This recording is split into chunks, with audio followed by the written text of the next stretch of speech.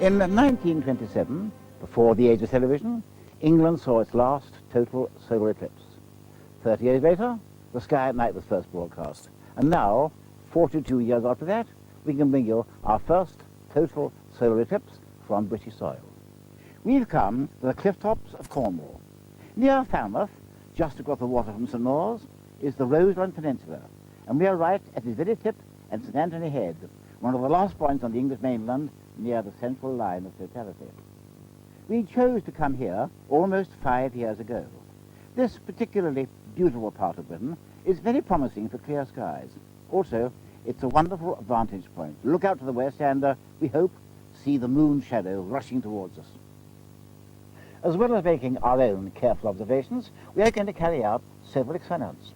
And I'm delighted to say that I'm joined, as so often, by two of our most regular and welcome guests on The Sky at Night, Dr. Peter Cattermole and Ian Nicholson.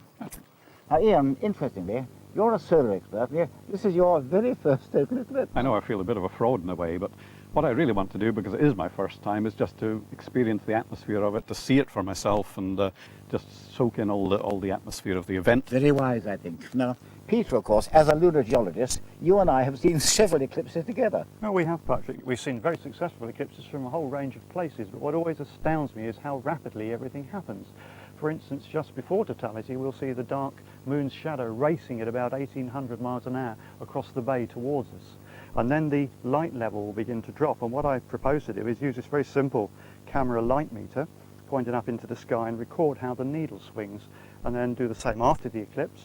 And then after it's all happened, get some graph paper, draw a very simple graph, and we'll have a record of how the light levels changed and when. And of course, that will work even if it is cloudy. Completely weatherproof, Patrick. Very simple. Ian, you have a second experiment, and this one again is cloud-proof. Oh, yes, this one's totally cloud-proof. A little earlier on, before all the excitement started, we set up a cassette recorder tuned to a distant radio station, Radio Marseille, down in the south of France.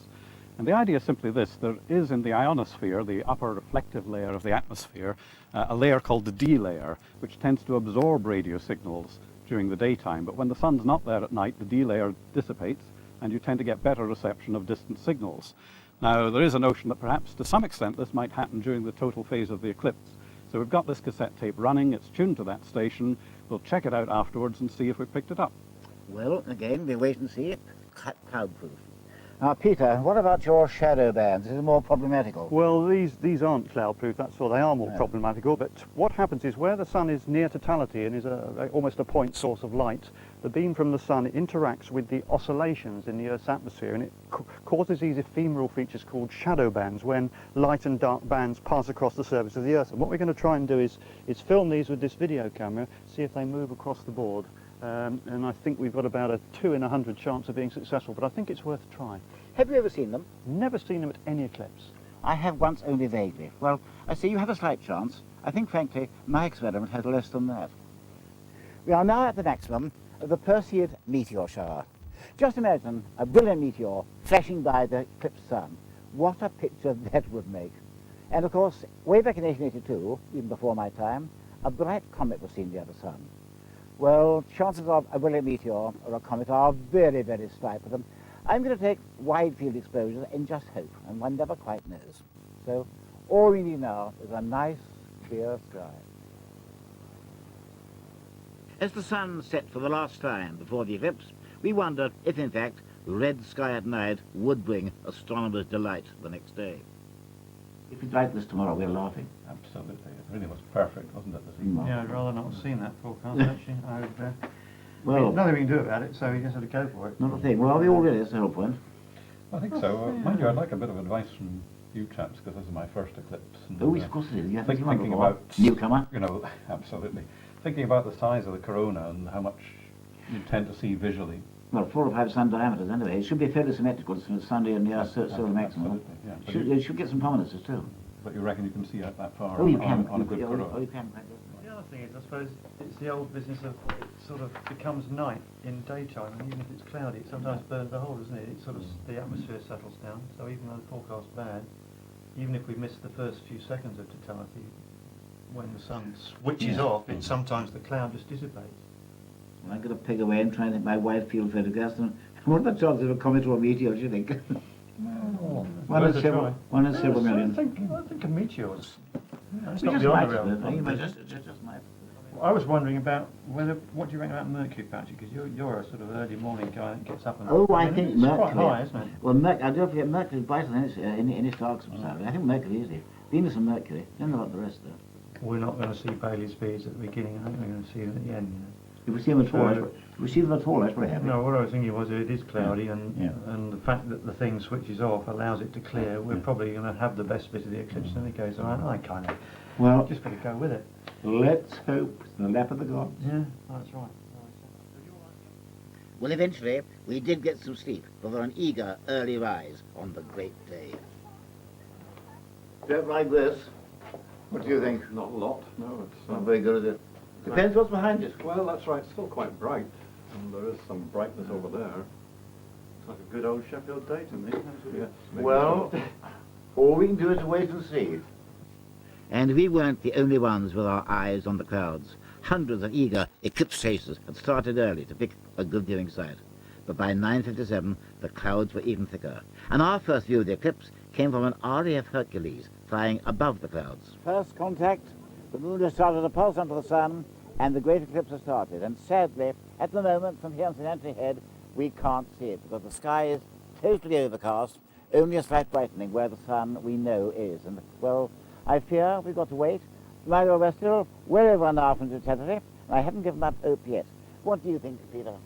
Well, it doesn't look too good. Actually, looking on the light meter, it's darkest setting it's been since we started, and it certainly shouldn't start to darken until for about another 30 minutes. Well, there may be a break. I'm usually a pessimist, but I actually got a very faint, hazy glimpse of sun a moment or two ago, so Well, keeping fingers crossed. We have got over an hour yet, you know, so all we can do is keep on watching the brief and just hope we have a clear patch.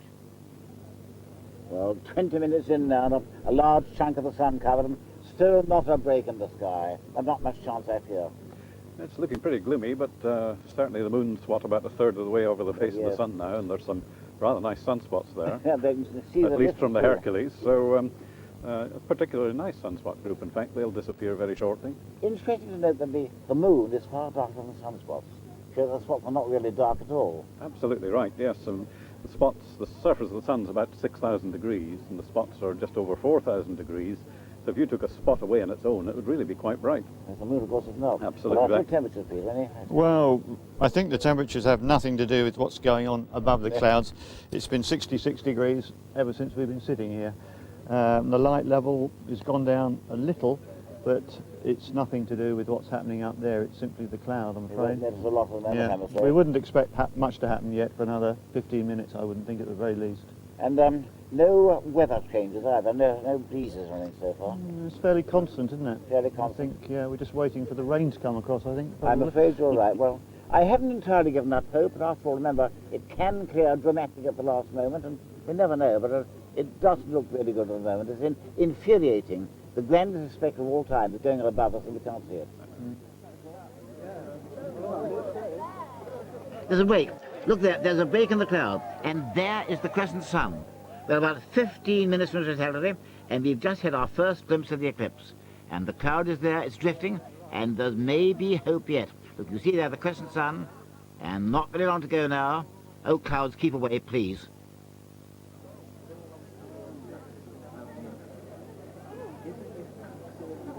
Totality, and the light fades, and down here we can't see it. From the aircraft, of course, we can, but from this ground, I fear we are going to miss totality. There's cloud up there, but you can see the light level going down, the temperature dropped, kind of eerie half-light, not like an ordinary dawn or dusk at all. But I very much fear, from here we won't see the corona, but of course from the aircraft we can, and the last sliver of the sun vanishes, and then there's totality, the diamond ring, and there the lovely corona, a maximum type corona, beautifully symmetrical, and that is the sight of a lifetime. From down here, sadly, we are still under total cloud, and we're missing it. The sky has gone dark, and the entire landscape is altered now. And that is totality, lasting for 2 precious minutes. And down here, all we can see, I fear, is gloom. A few scattered breaks on the cloud, but unfortunately nowhere near us. And note how jet black the moon is compared with the sky, and see the structure in the corona. See that very clearly, the sun's atmosphere stretching away into space. And there's nothing quite like that, the glory of a total eclipse. And if you look closely at the corona, at 2 o'clock and about 5 o'clock, you can see two huge prominences, columns of glowing red hydrogen gas, which stretch thousands of miles from the sun into space. Two really amazing prominences. And down here, despite the clouds, as you look west, you can see the sky brightening as the edge of the moon shadow rushes towards us at 1,800 mph. And the southerly has started, totality will soon be over. Looking back at the sun, we're waiting for our first glimpse of the sun from behind the moon, the diamond ring. Wait for it, and there it is. There is the diamond ring, as you can see. Already the corona is fading, prominences have now gone, the sky is brightening, and there the diamond ring increases, and now the light floods back across the landscape, and the great eclipse is finally over, and it was an amazing sight too. Well, nature wasn't kind, but it was a weird experience, wasn't it? It certainly was, yes. I mean, obviously I'm bitterly disappointed not to have seen the eclipse in reality, but it really was weird with this build-up of black cloud and this heavy black shadow and the darkness coming. It was really quite extraordinary and out of this world. Amazing experience. Well, I've missed one before in Finland on that club. It wasn't like this. What about you, Peter? Yeah, well, I was obviously terribly disappointed to miss that wonderful thing, but it was odd. It's the first one I'd missed, I suppose. I should be disappointed, but that shadow was worth being here for. It was just, it came so fast, it got so dark so quickly. I say it was almost like a big black hand coming across the landscape, so it was worth it for that, but I still feel cheated. I think I do too. And after all, the aircraft pictures show it really was a lovely eclipse. Well, yes, I mean, we got our prediction for Baily's beads spot on. They were down on that southwest limb, southern limb to start with, and where we suggested those deep lunar valleys at the end. So at least we got that right. It was nice that they got some excellent pictures. And a brilliant corona too, a It was maximum an corona. absolutely splendid corona with all the structure, detailed structure, and symmetrical all around the sun as you'd expect coming up to maximum, and of course some very fine prominences too. So Well, very good there. disappointing for us, but after all, the eclipse isn't over yet. The track is crossing Europe. Let's hope people there fare better. Well, they did. The skies of Alderney were clear enough to show the partial phases, and totality was seen through thin cloud, with reports of a previously unseen phenomenon, parallel dark bands across the sky. We don't quite know what they were. By the time the moon shadow reached France, conditions were good enough to show some more details of totality, showing the huge prominences in great detail. And they really were superb. Look at that one, around about 5 o'clock on the clock face. That's really the beauty, stretching far into space. One of the best prominences I've seen during the eclipse. And there on the right-hand side, a piece of material thrown right away from the sun. Again, you can see there the corona, and the structure in the corona, and again, the diamond ring is appearing, and the eclipse there is now over. As the shadow moved across Germany, the weather wasn't so good. The thin cloud above Stuttgart produced another eerie view of the eclipse, and there we see a decidedly hazy corona. You can see the prominences there, not too bad a view, at least you get the general idea of it, but of course it was not with a thin cloud. And there the diamond ring, you can see it again, the diamond ring is appearing, and there from Stuttgart the eclipse is over. A reasonable view, I suppose, but from Munich, on the other hand, they were unlucky. They were completely carried out and caught in a downpour. It wasn't until totality reached the Alps that the skies were once again clear enough to allow some more beautifully detailed pictures of the eclipse. This wonderful picture, taken through a driven telescope, shows the structure of the corona as well as those beautiful, enormous prominences. Look there, about 3 o'clock on the clock face. That is a really magnificent prominence. You see the structure of the corona beautifully shown there. That's probably the best picture yet, and clearly taken through a telescope being driven to follow the motion of the sun and the moon across the sky. It's very, very steady, as you can see. The shadow moved at its slowest over Romania, and at Rundickel Vulture, the place of longest totality, the clear skies allowed wide enough views to show the planet Venus. And totality here lasted for 2 minutes, 23 seconds, and the skies were perfectly clear, and the corona showed up really beautifully, as you can see from this wonderful picture. The shadow crossed the Black Sea, and as it reached Turkey, clear skies gave more stunning views of this marvellous eclipse. And look at the chromosphere there, beautifully displayed, and prominences on the left-hand side. The skies there were perfectly clear, no cloud at all. They had a marvellous view.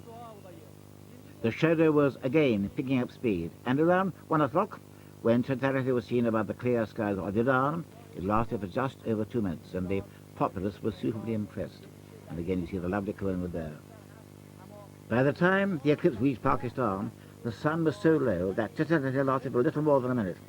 The last place on Earth to see the last eclipse in the millennium was India. Then the sun and the moon went their separate ways. One of the best views of the eclipse was from space. The view from the weather satellite, Meteosat 6, shows not only the pattern of the clouds above Europe, but also the path of the moon's shadow as it crosses the continent.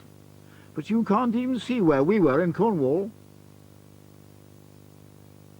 Well, at least some parts of Europe did see the magnificent sights of totality. The Cornish weather may have spoilt our view, but two of the experiments by Peter and Ian did provide interesting results. This is the tape we've been running, and as you can hear, there's nothing on it but static. We certainly haven't picked up Radio Marseille either before, during, or after totality. What we're looking for here is the possibility that the D layer, the absorbing layer in the ionosphere, thins out during totality, and in that case we might have hoped to pick up a signal coming from Marseille, skipping off the ionosphere and bouncing back down to us here near Falmouth. What we had been hoping to hear was Radio Marseille coming through, as indeed it did quite clearly last night, as you can hear there, but today I'm afraid the effect of the eclipse on the ionosphere was not sufficient for us at least to pick up anything skipping off the ionosphere from Marseille during the day. But of course the Rutherford Apple Laboratory is collating results from all over the country, and it may well be that other observers with receivers in other locations are in the right sort of location to pick up a signal of that kind. So the fact that we haven't detected it doesn't necessarily mean that the effect doesn't happen. Well, let's face it, the shadow bands experiment really didn't work, but the light experiment was really quite a success. You've got quite a good graph here. Yeah, well, I started running at about 10 o'clock and the meter was up here at about 6. It was kept sort of vaguely steady as the weather changed, I suspect, and then when that first bad weather came in, it did quite a dive down to a level of about 8. It passed, went back up again, levelled out, and then it dropped from about 11:05 very steeply all the way down into totality here I got down here 11:13, and then started to rise again almost as quickly, and then seemed to slow down a bit for some reason that I don't entirely understand. Came up here to a level of about 8, and kept more or less at that level, didn't rise back up to where it was before totality. So I sort of kind of feel that was a pretty successful little experiment, so I was quite pleased with that. We'll bring you a final roundup of the eclipse next month. For more astronomical information, you can visit our website at www.bbc.co.uk/SkyNight or CFAX, page 620. Well, from Cornwall, we didn't see the corona, but the results were positive. Our experiments did work. Other people did see it. And you know, in a curious kind of way, being under a leaden sky during a total eclipse is a strange, eerie experience that I, for one, will never forget. Until next month, good night.